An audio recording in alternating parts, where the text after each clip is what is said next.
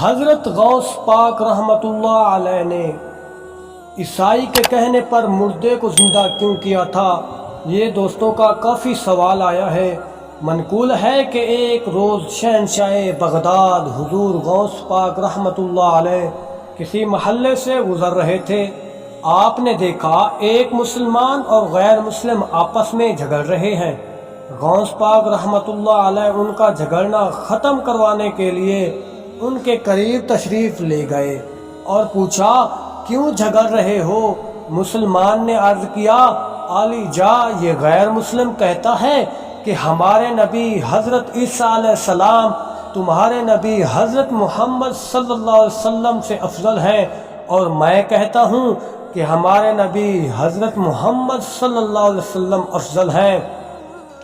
یہ سن کر حضور غوث پاک رحمت اللہ علیہ نے غیر مسلم سے فرمایا، تمہارے پاس اس بات کی کیا دلیل ہے کہ حضرت عیسیٰ علیہ السلام ہمارے نبی محمد مصطفیٰ صلی اللہ علیہ وسلم سے افضل ہیں؟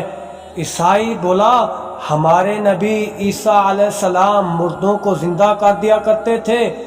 اس بات پر سرکار غوث پاک رحمت اللہ علیہ نے فرمایا، میں نبی نہیں، البتہ میں بھی مردہ زندہ کر دوں تو کیا تم ہمارے نبی صلی اللہ علیہ وسلم کا کلمہ پڑھ کر مسلمان ہو جاؤ گے؟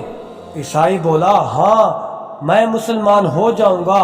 اب سرکار غوث اعظم رحمت اللہ علیہ اس غیر مسلم کو ساتھ لے کر قبرستان تشریف لے گئے اور کہا، کس کو زندہ کرنا ہے؟ اس غیر مسلم نے ایک پرانی قبر کی طرف اشارہ کیا۔ اب حضور غوث پاک رحمت اللہ علیہ اس قبر کے قریب تشریف لے گئے، اس پر نگاہ ڈالی اور اللہ پاک کی عطا سے مردے کو اٹھانے کا حکم دیا۔ بس حکم غوثیہ ملنے کی دیر تھی، قبر کھلی اور مردہ زندہ ہو کر کھڑا ہو گیا۔ سرکار غوث اعظم رحمت اللہ علیہ کی یہ زندہ کرامت دیکھ کر اس غیر مسلم کے دل میں ایمان کا نور روشن ہو گیا اور وہ کلمہ پڑھ کر فوراً ہی مسلمان ہو گیا۔ عیسیٰ کے معجزوں نے مردے جلا دیے، محمد کے معجزوں نے مسیحا بنا دیے۔ سبحان اللہ۔